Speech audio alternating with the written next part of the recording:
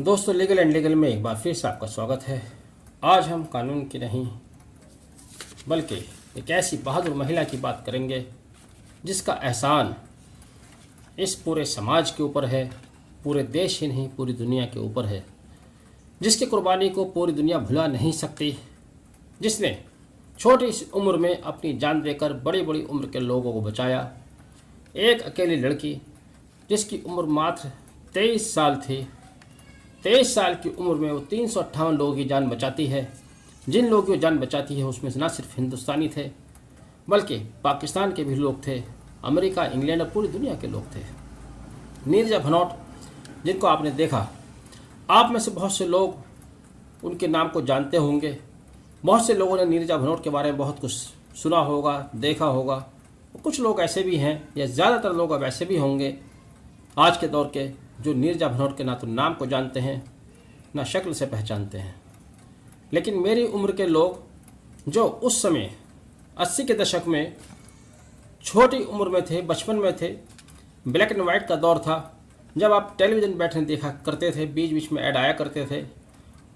जितने एड्स आया करते थे उन ऐड में से शायद आधे से ज़्यादा ऐड नीरजा भनोट के हुआ करते थे, क्योंकि नीरजा भनोट ने उस समय में बहुत सी कंपनीज़ के लिए ऐड किए, जिसमें बिना का है, गोदरेज है, वीको टर्मरिक है, क्रैक्स बिस्किट है, वेपोरेक्स वॉशिंग पाउडर है। यूँ समझिए हर दूसरा ऐड नीरजा भनोट का हुआ करता था। बेहद खूबसूरत शक्ल की मालिक, कम उम्र की लड़की, लेकिन जितनी खूबसूरत उसकी शक्ल उतनी ही खूबसूरत उसकी सीरत। उसने अपनी जान की परवाह किए बिना अपनी जान को गंवाकर पूरी दुनिया के 359 लोगों की जानें बचाईं। मैं बात कर रहा हूँ उस उड़ान की जिसने मुंबई से उड़ान भरी।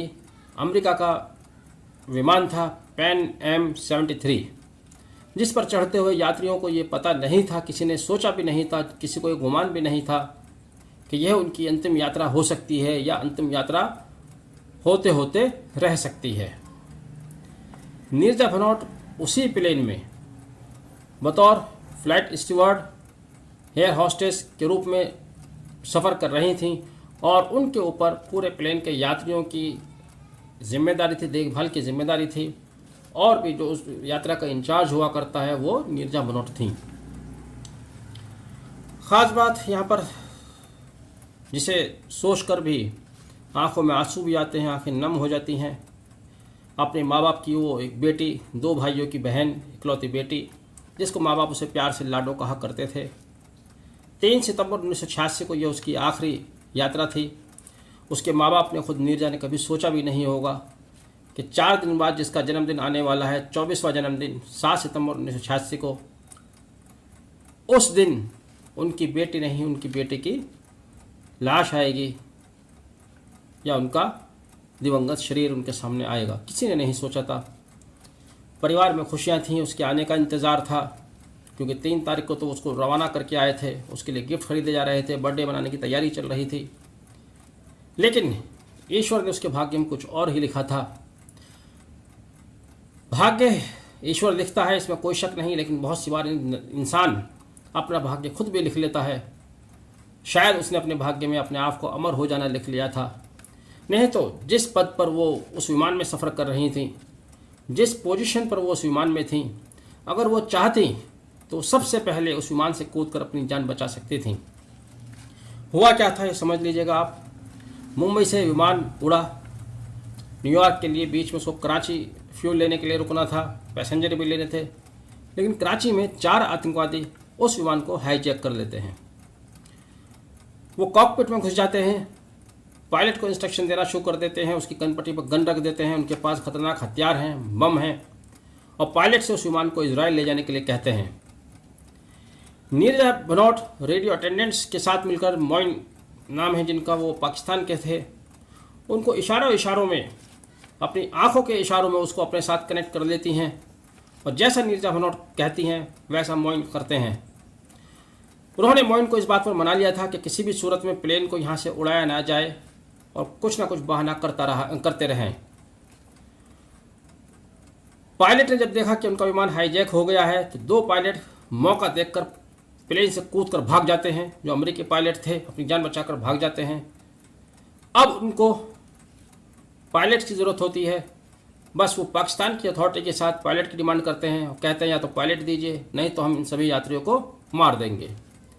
16-17 घंटा निगोसिएशन चलती है और जब 17 घंटे बाद ही पाकिस्तान की सरकार की तरफ से उन्होंने बड़ी होशियारी से काम लिया, वो इसको डिले करना चाहते थे, उनको पायलट देना नहीं चाहते थे। जब उन्होंने देरी की और उनको पायलट नहीं दिया गया, तब उन्होंने एक एक करके विमान में सवार पैसेंजर की हत्या करनी शुरू कर दी। एक बम से भी बड़ा विस्फोट किया जिससे विमान के ऊपरी हिस्से में होल हो गया। तब नीरजा भनोट को ये भनक हो गई, एहसास हो गया कि उधर सरकार इनकी मांग नहीं मानने वाली है और इधर ये सभी लोगों की एक एक करके हत्या कर देंगे। आतंकवादियों को टारगेट में पहले अमेरिकी लोग थे, उन्होंने अमेरिकी लोगों के पासपोर्ट जमा करा लिए थे, लेकिन वो सभी को एक एक करके मारने की नीयत से तैयार हो चुके थे।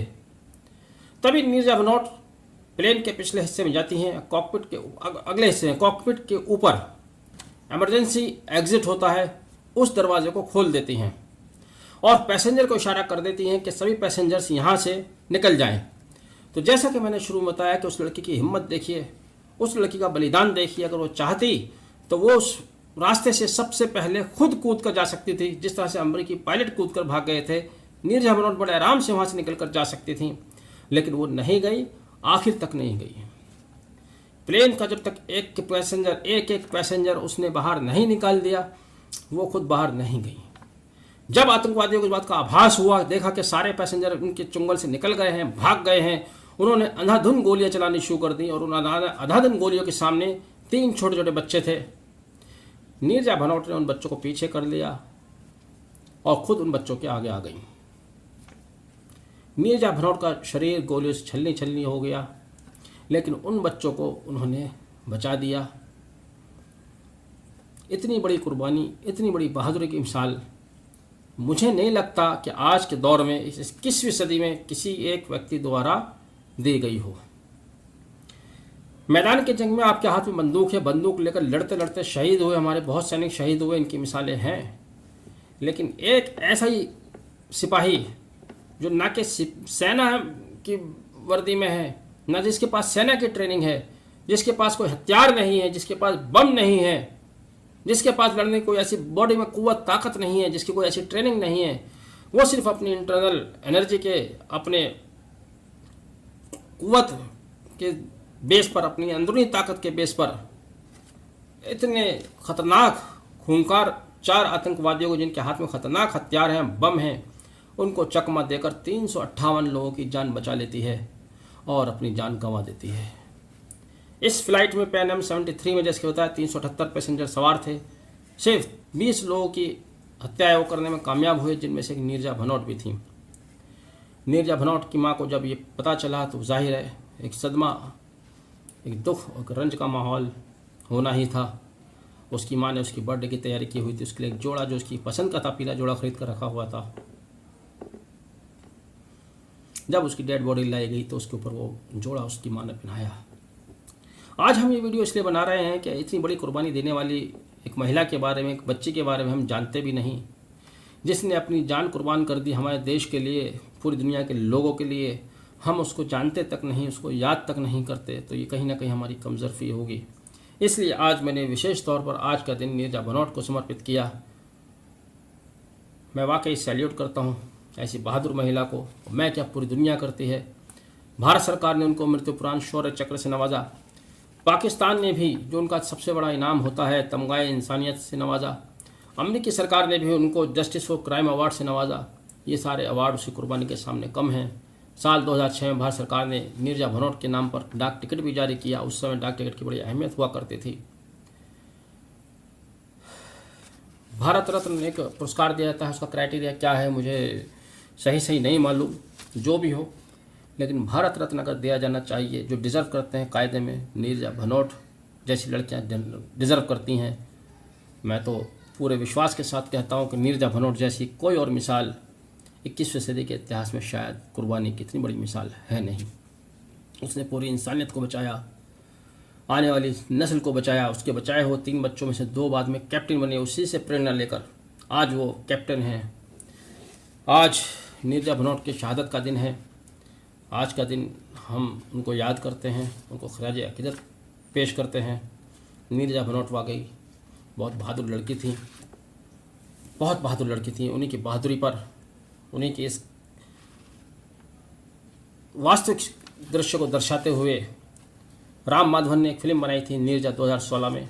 अगर आप नीरजा के बारे में जानना चाहते हैं तो इस नीरजा फिल्म को ज़रूर देखिएगा। इस फिल्म में वाकई उन्होंने सच्चाई को उकेर कर रख दिया, नीरजा के चरित्र को, उस समय को जिंदा कर कर रख दिया। सोनम कपूर ने नीरजा की भूमिका निभाई, हालांकि वो बुरा ना माने, लेकिन नीरजा की खूबसूरती के सामने सोनम कपूर अपने आप में खूबसूरत होते हुए भी नहीं टिक पाती। इतनी खूबसूरती और इतनी काबिल लड़की, जो कि एजुकेशन में भी बहुत एडवांस एजुकेशन लिए हुई थी, इतनी ही ज़िंदगी लेकर आई। लेकिन उनका भी एक कहना था, वो एक बात कहा करती थी, जैसे उनकी माँ ने बताया, एक फिल्म का डायलॉग बोला करती थी। उस डायलॉग को उन्होंने अमर साथ कर दिया, उसको उन्होंने अमली जामा पहना दिया। नीरजा भनोट की शहादत के दिन पर हम एक बार फिर से लीगल एंड लीगल की ओर से उनको खराज अकीदत पेश करते हैं। हमारे ऊपर, हमारे समाज के ऊपर नीरजा भनोट का जो एहसान है उसको कोई चुका नहीं पाएगा। वीडियो आपने आखिर तक देखा, थैंक यू। इसको आगे शेयर ज़रूर कीजिएगा।